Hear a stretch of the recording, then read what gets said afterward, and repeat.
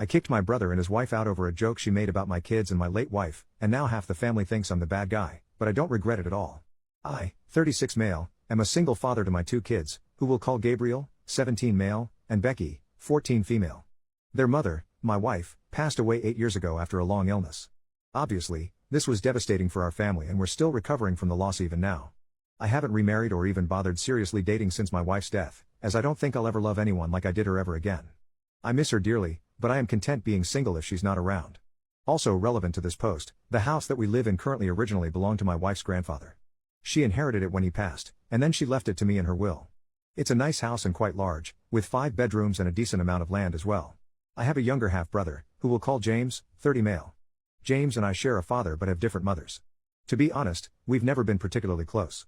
Not to get too into irrelevant details, but our upbringings and our respective relationships with our father are very different, and it's always been a source of quite a lot of tension between the two of us. However, at the end of last year, James suffered from a series of pretty severe misfortunes. The company that he was working for went under, meaning that he ended up losing his job and, since he works in quite a specialized and competitive field where jobs are few and far between in the first place, he was having a really difficult time finding another one. He was the sole earner for his family, so obviously this was quite a blow for them. Several weeks after that, they experienced a house fire which left the family homeless and destroyed a lot of their belongings. Despite not being close at all, I obviously didn't want to see my family suffer in this way, and since I had the room to do so, I offered for James and his family to come and stay at my home until they were able to get back on their feet.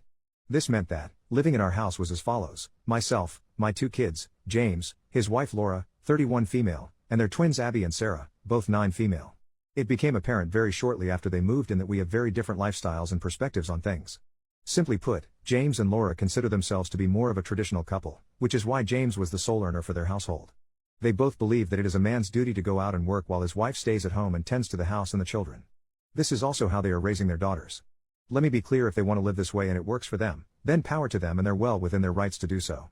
However, this isn't how I run my own household. Both of my kids have always been taught how to do housework, and both have always been actively encouraged to pursue whatever careers they want in the future. I was aware of our lifestyle differences before they moved in. However, I had not been anticipating it becoming an issue of any sort. However, around a month into them living with us, I noticed that James and Laura were starting to try and push their ways into my family. For example, on nights when it was Gabriel's turn to do the dishes, Laura would tell him he shouldn't be doing that and would ask one of her own daughters to do it, or suggest Becky take over instead. I also noticed that James developed a habit of asking Becky to do things for him that he was perfectly capable of doing himself, such as getting him a drink while everyone was watching TV together or asking her to clean up a mess that he made. I always shut this behavior down when it happened, and eventually sat James and Laura down one night and told them that they're perfectly welcome to live how they want when they have their own home, but this is the way we do things in my house and I would appreciate if they would stick to that while under my roof.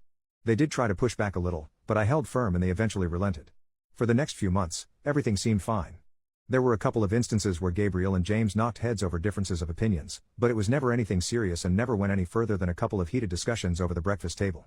I was also aware that Becky found Abby and Sarah a bit annoying because they always wanted to be in her room or around her, but again, this was nothing major and was very typical teenager sharing a house with younger kids type of stuff.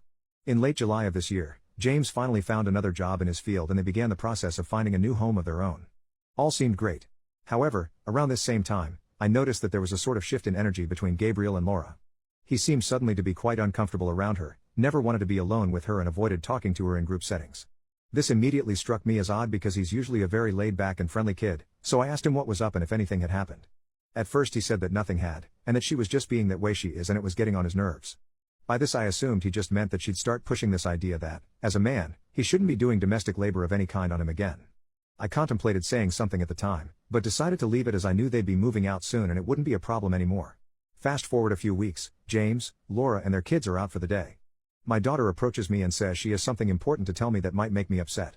I asked what was up, and she told me that Laura had told her that the reason I haven't remarried or gotten a new girlfriend yet is because women my age don't want to settle for someone who isn't a real man, and had made a joke that my wife was probably having an affair before she died anyway. Becky also said that Laura told her I was jealous of my brother because he earned everything he had while this house was just a handout. Note, aside from inheriting the house, I have also worked for everything I have ever had, and that she feels sorry for Gabriel because I'm going to turn him into a pussy like me. Obviously, I was already furious at this alone, but I wanted to also speak to my son before I took anything further to find out if anything had been said to him as well. When I asked him, I found out that Laura had not only made the same jokes to him, but had offered to hire a street worker for his 18th birthday so that he could become a man. Gabriel isn't into girls, and when he told her that, she had just laughed it off and told him he'll learn to be. When James and Laura returned to the house, I immediately confronted her about this. She didn't deny any of it, but just started laughing and saying it was all a joke and I needed to lighten up. I told her that, not only did I not find it funny but she was no longer welcome in my house if that's how she was going to speak to my children, and that I wanted either an earnest apology or for her to leave that night. They were both outraged at this, continuously telling me to lighten up and get a sense of humor. I told them it wasn't funny at all and gave them the same ultimatum: apologize and mean it, or Laura has to leave. I made it clear that she was the one I had the issue with and that James and their twins could stay if they wanted, but I didn't want her in my house anymore if that's what she felt was appropriate. That night, they packed their stuff up and the whole family went to an Airbnb, where they stayed for a couple of weeks until they were able to move into a new place. Our family have been split on this. Our father is taking James's side, which isn't shocking at all lol, though surprisingly James's mother has reached out to me and acknowledged that what Laura said was inappropriate and she understands why I'm upset, though she thinks I overreacted. The two of them have been very much dramatizing the story about how I threw them out in the middle of the night for no reason. They left at around 7 p.m. and went straight to the Airbnb, so in a lot of their friends' eyes, I'm the villain in this scenario. I know I did what was right for me and my children, but I am catching an awful lot of flack for it and it is starting to take a bit of a toll. Mostly, I just can't wait for it to be over. Thank you for letting me vent about this all. It felt good to get a lot of it off my chest.